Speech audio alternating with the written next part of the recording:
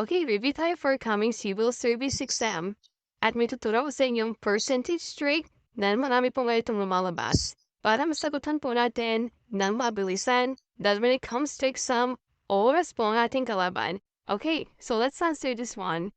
150 is what percent of 30? Okay, so ganito po yung technique, trick na ituturo ko sa inyo.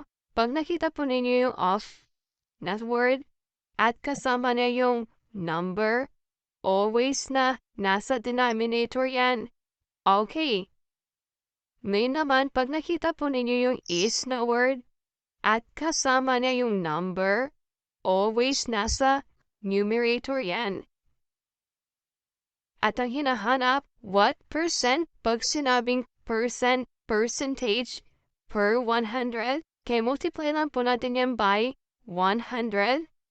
At yan na po equation natin. Okay, so cancel natin yung isang zero, cancel natin yan.